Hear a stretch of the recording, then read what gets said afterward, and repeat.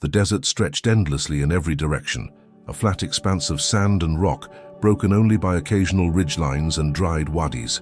It was February 1991, and I was Staff Sergeant David Martinez, tank commander of an M1A1 Abrams, assigned to the 2nd Armored Cavalry Regiment during Operation Desert Storm.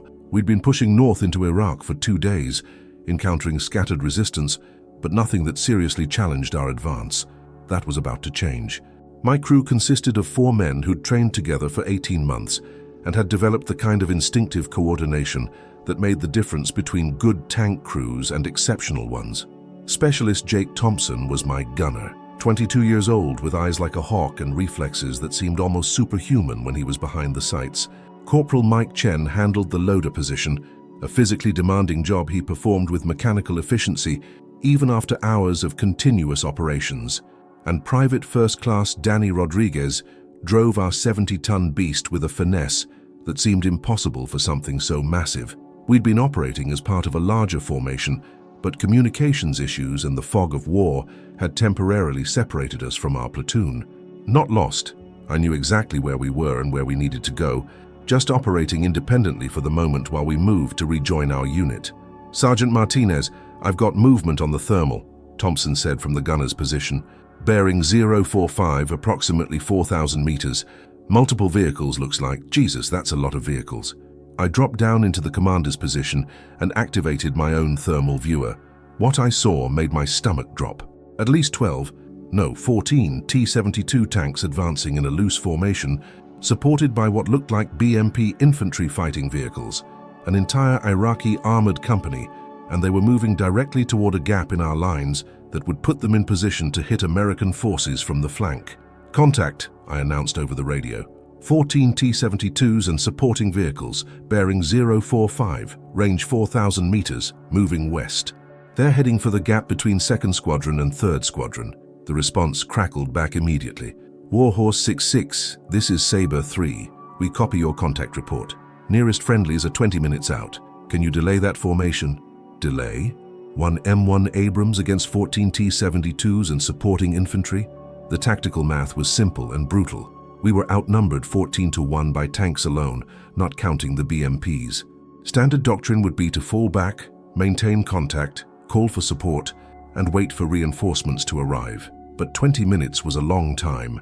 In 20 minutes, that Iraqi formation could reach the gap and cause havoc among American support units that weren't equipped to fight tanks.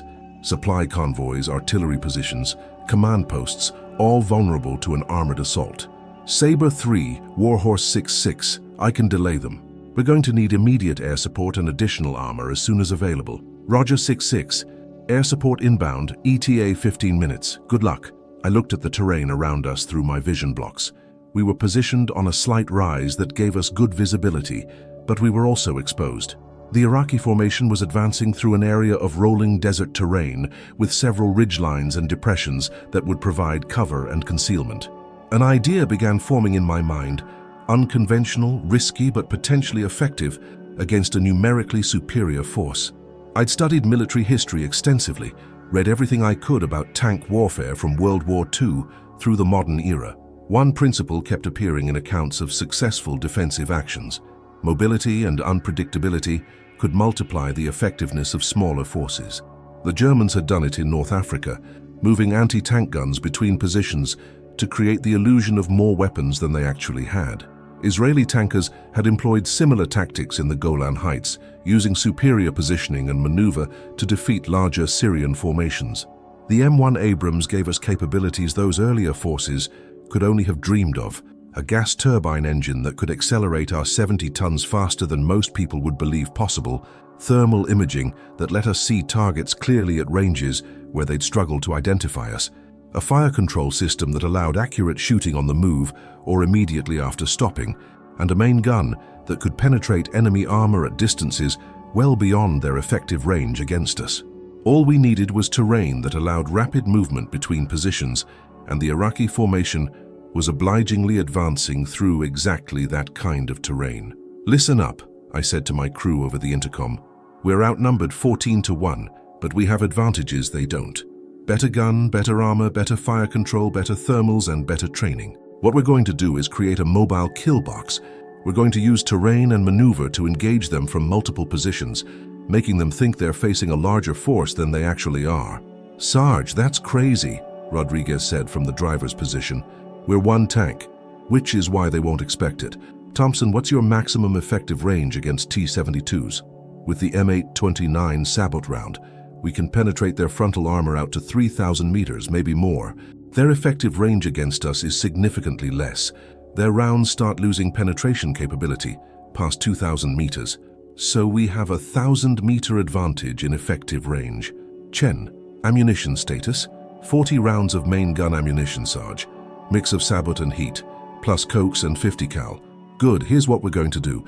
We engage from maximum range, hit the lead vehicles to disrupt their formation. Then we displace immediately to a new firing position before they can effectively return fire. We keep moving, keep shooting, create the impression of multiple tanks engaging from different positions.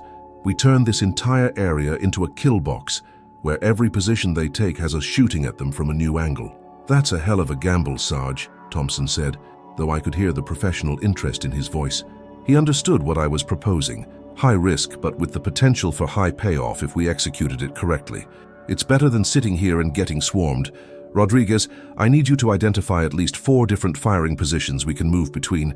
Locations with good fields of fire and cover for displacement. Plot the fastest routes between them. On it, Sarge. While Rodriguez studied the terrain, I continued working through the tactical problem. The key was psychological as much as physical. We needed to create confusion in the enemy formation. Every time they oriented on our position, we'd already be somewhere else, shooting from a different angle. It would force their commander to divide his attention and his forces, trying to respond to threats from multiple directions that were actually all coming from us. Over the next 2 minutes, we quickly planned what I was already thinking of as the kill box maneuver, a series of firing positions arranged around the approaching Iraqi formation, with planned routes between them that would allow us to displace rapidly after engaging. The key was to shoot and move before the enemy could concentrate their fire, creating the tactical illusion of multiple friendly tanks while maintaining our actual survival. First firing position, that ridge at bearing 030, Rodriguez announced. Good defilade, solid fields of fire toward their approach route, and a wadi behind it we can use to displace without being seen. Second position, the small rise at bearing 080, about 1,500 meters from the first position, different angle on their formation. There's a depression between the 2 positions that'll mask our movement. Perfect. Third position, that cluster of rocks at bearing 120 gives us shots at their flank if they continue their current advance. And there's a dried stream bed we can use to move to the 4th position. And 4th, back toward bearing 035, but further north, basically completing a box around their probable line of advance. From there we can hit them from behind if they push forward. We identified 4 locations that formed a rough box around the Iraqi formation's likely advance route. Each position offered good fields of fire, adequate cover, and, most importantly, routes that would allow us to displace without being directly observed by the enemy. The positions were far enough apart that engaging from each one would create the impression of separate tanks, but close enough that we could move between them in under 2 minutes. Everyone understand the plan? I asked. We shoot, we move, we shoot again from a different position. We stay at maximum effective range where our gun works and theirs doesn't. We create chaos and confusion, make them think they're facing a prepared defensive position with multiple tanks. Questions? Just one, Sarge, Chen said. This is completely insane, right? I'm not crazy for thinking this is insane. It's insane, I confirmed, but it's the kind of insane that might actually work. The alternative is to run and hope they don't catch us, or stand and fight conventionally and almost certainly get destroyed. This way, we at least have a chance of accomplishing the mission, delaying their advance while surviving. When you put it that way, Thompson said, crazy starts to sound pretty reasonable. That's the spirit. Let's move to position 1. Rodriguez drove us quickly to the first firing position, a slight ridge that gave us good hull-down cover while allowing our turret to engage over the crest. The M1 suspension and stabilization meant we could move at speed and still maintain a smooth ride. Through the thermals, I could see the Iraqi formation clearly now. They'd closed to about 3,500 meters and were maintaining their advance. They had no idea we were here. Their formation was tactically sound for movement, spacing that prevented a single artillery strike from hitting multiple vehicles, but tight enough to maintain cohesion. Unfortunately for them, that formation was perfect for what we were about to do. Thompson target tank bearing 047 3,500 meters. Lead vehicle. Identified, Thompson replied, his voice steady despite the circumstances. Sabot loaded, Chen announced. Fire when ready. The M1's 120mm main gun fired with a tremendous crack that reverberated across the desert. The depleted uranium Sabot round left the barrel at over a mile per second. Through my optics, I watched the round impact the lead T-72. The Iraqi tank erupted in flames as the penetrator punched through its frontal armor and ignited the ammunition stored inside. Secondary explosions ripped the turret from the hull. Target destroyed, Thompson said. Acquiring next target. Target tank bearing 052 3,600 meters. Identified. Fire. Another Iraqi tank died, penetrated through the frontal armor by our superior gun and ammunition. The formation was starting to react now, tanks spreading out and trying to identify where the fire was coming from. 2 down, I said. Rodriguez, displace to position 2, now. Our driver reversed the tank expertly, using the terrain to mask our movement. We dropped below the ridgeline and accelerated along the wadi, moving quickly to our second firing position. The gas turbine engine roared as Rodriguez pushed it hard, covering the 1,500 meters in less than 90 seconds. Position 2, Rodriguez announced, bringing the tank to a smooth stop. From this angle, we had a clear view of the Iraqi formation's flank. They'd oriented toward our first firing position, expecting us to still be there. Several tanks were moving toward where we'd been, while others scanned for targets in that direction. None of them were looking our way. Thompson, target tank, bearing 095 3,200 meters. Flank shot available. Identified. Beautiful angle, Sarge. They're not even looking this way. Fire. The Sabot round hit the T-72 from the side, where its armor was significantly thinner. The tank exploded dramatically, turrets separating from the hull and spinning through the air, the infamous jack-in-the-box effect that T-72s were known for when their ammunition cooked off. Target destroyed. Next target, bearing 100 3,100 meters. We fired again, hitting another Iraqi tank, 4 down.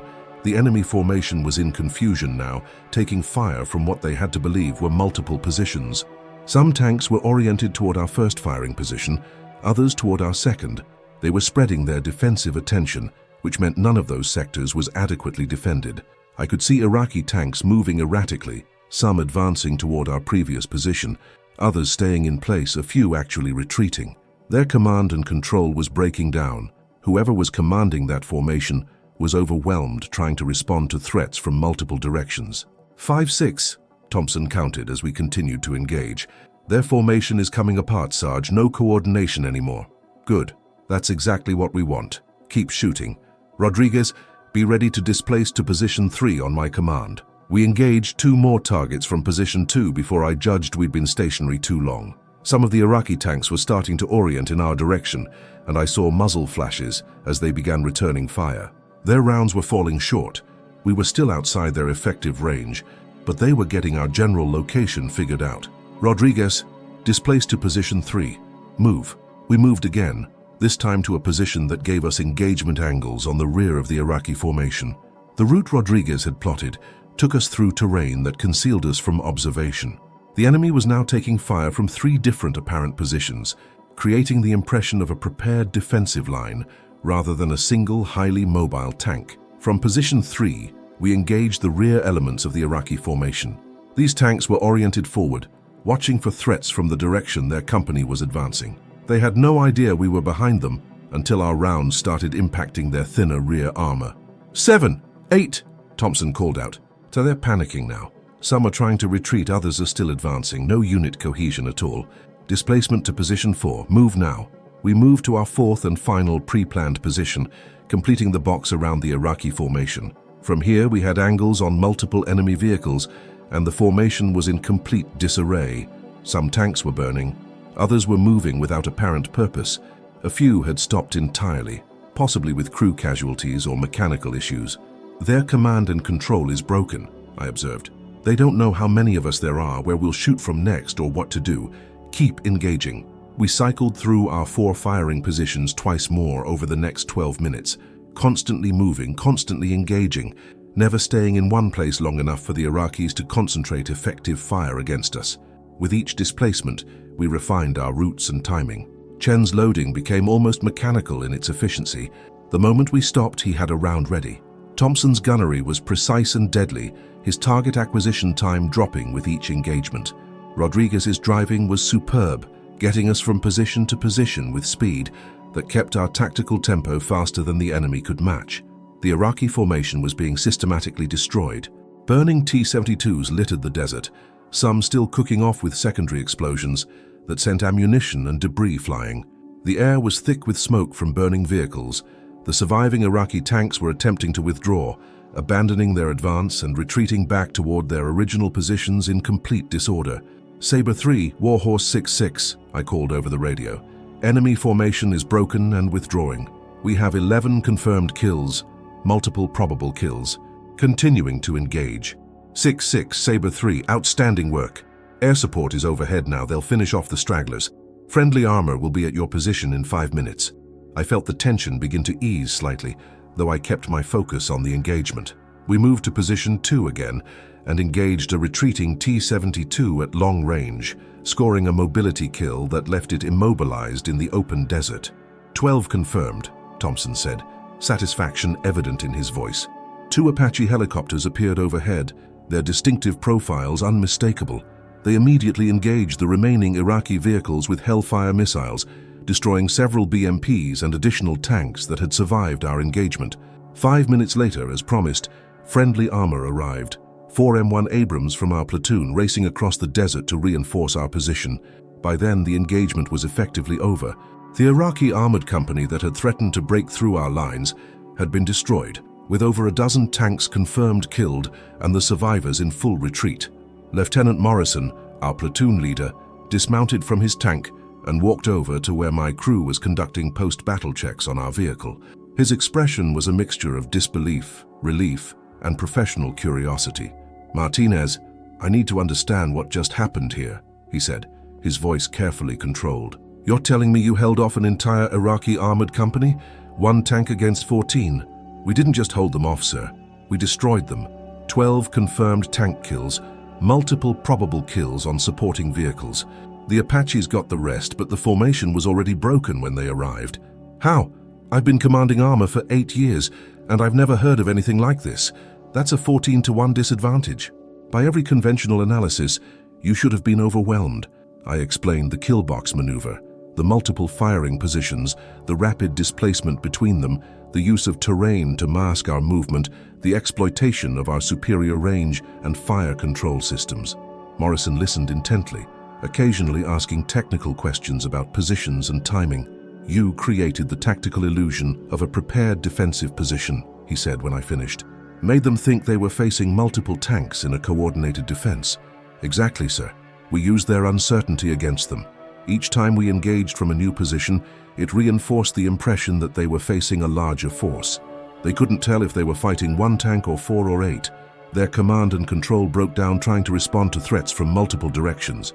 "And you maintained superior range throughout?" "Yes, sir. We engaged at ranges where our gun was fully effective, but theirs was degraded. Kept the distance at 2,800 to 3,600 meters for most engagements. At that range, we could penetrate their frontal armor with sabot rounds, but their return fire was significantly less effective." Morrison walked around our tank, examining it for damage. There were a few scorch marks where Iraqi rounds had impacted at extreme range, but nothing had penetrated. The M1's composite armor had done its job. "Your crew coordination must have been perfect," Morrison observed. "The timing required to make this work, shooting, displacing, arriving at the next position ready to engage immediately, that's not something every crew could pull off. We've been training together for 18 months, sir. Everyone knows their job, and everyone trusts everyone else to do their job perfectly." Over the next several hours, as the battlefield was secured and intelligence gathered, the full scope of what my crew had accomplished became clear. We'd engaged and destroyed 12 T-72 tanks and damaged several others, effectively eliminating an entire Iraqi armored company with a single M1 Abrams. The Iraqi survivors who were captured later told interrogators they'd believed they were facing a company-sized American force in prepared positions. The idea that they'd been fighting a single tank never occurred to them. The rapid displacement, the engagements from multiple angles, the precision of the fire, all combined to create an impression of a much larger defending force. "We thought we were fighting at least 6 or 8 tanks," one captured Iraqi tank commander said through a translator. "Fire was coming from so many different directions. Every time we oriented on one position, fire would come from somewhere else." Our commander was giving contradictory orders. Trying to respond to all the threats, it was chaos. Word spread quickly through the regiment and then the division. By the next day, other tank commanders were asking about the tactics we'd employed. The concept of using superior mobility and range to create tactical multiplication of force was something everyone understood intellectually, but we demonstrated it practically against a real enemy formation. Captain Wilson, our company commander, visited our position the following morning to conduct a detailed after-action review. He brought maps, recording equipment, and a determination to document exactly what had happened.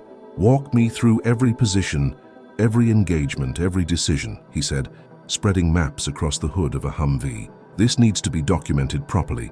What you accomplished here has tactical implications beyond just this one engagement." We spent 2 hours going over every detail, the identification of firing positions, the routes between them, the decision-making process for when to displace, the coordination between crew members that made the rapid movements possible. Wilson took extensive notes, occasionally stopping to ask clarifying questions.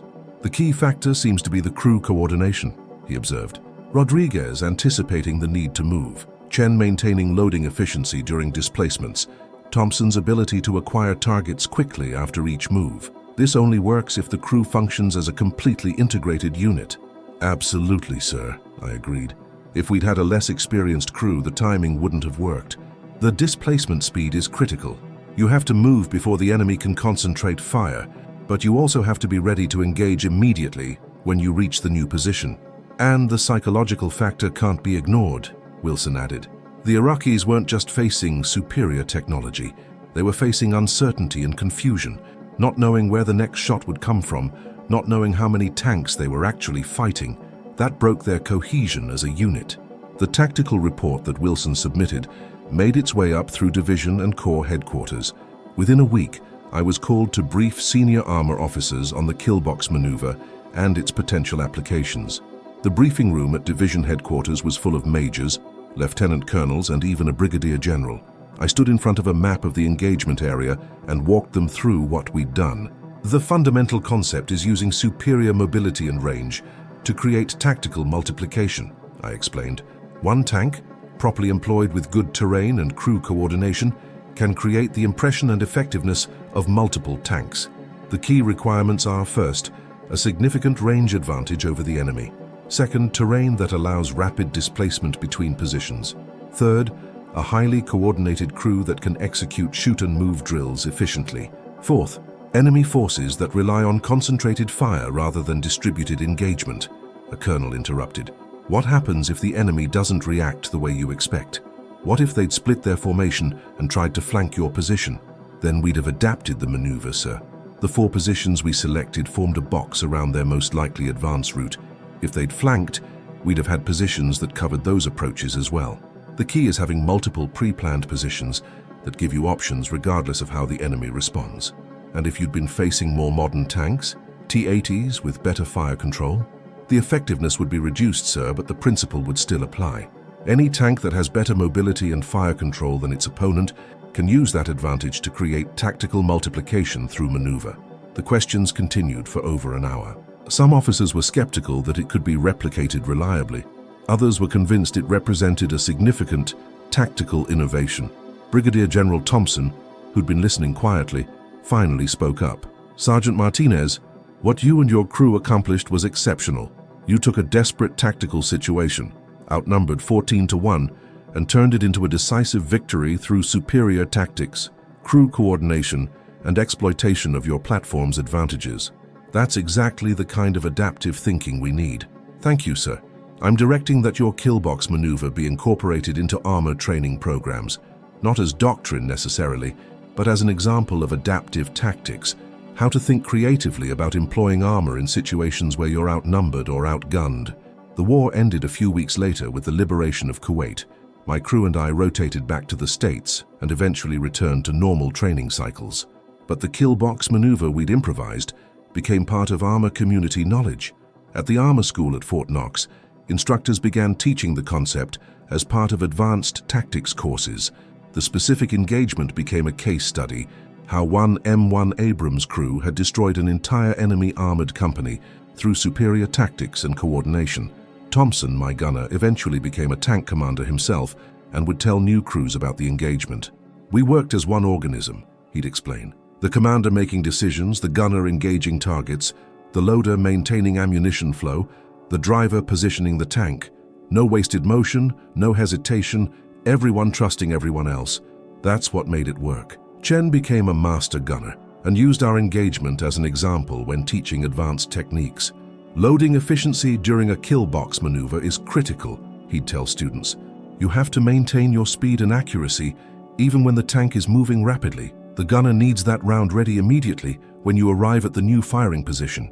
Rodriguez became an instructor teaching driving techniques and tactical mobility. "Driving for a kill box maneuver is completely different from normal operations," he'd explain. "You have to know the routes between positions perfectly. You have to execute the displacement at maximum speed while keeping the ride smooth enough that your crew can work." I stayed in the Army for another 12 years, eventually making Sergeant Major and serving in leadership positions across the armor community.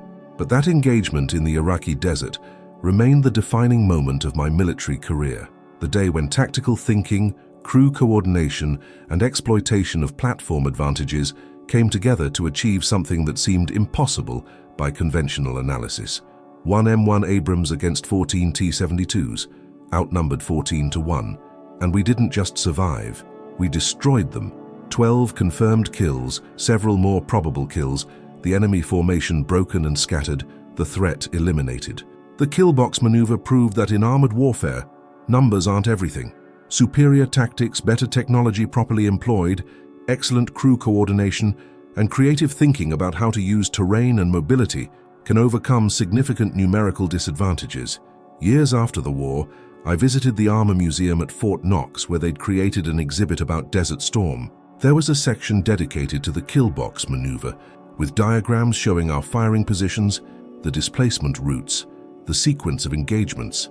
A placard explained the tactical principles and how they represented innovative thinking in armor operations. I stood there looking at that exhibit with my wife and children, remembering the tension of that engagement, the controlled chaos of shooting and moving, the relief when friendly forces arrived and we realized we'd survived. My crew had done something remarkable that day, something that changed how armor forces thought about employing tanks in situations where you're outnumbered. They called it the kill box maneuver, a tactic born of necessity, refined through execution, and proven effective through results. One M1 Abrams crew using mobility, range, and coordination to destroy an entire enemy armored assault. It was the kind of tactical innovation that only happens when you're forced to think differently, when conventional approaches won't work, and you have to create something new. And it demonstrated a fundamental truth about armored warfare. The tank that moves better, thinks better, and shoots better will beat the force that has more tanks but uses them predictably. That day in the Iraqi desert, we proved it beyond any doubt.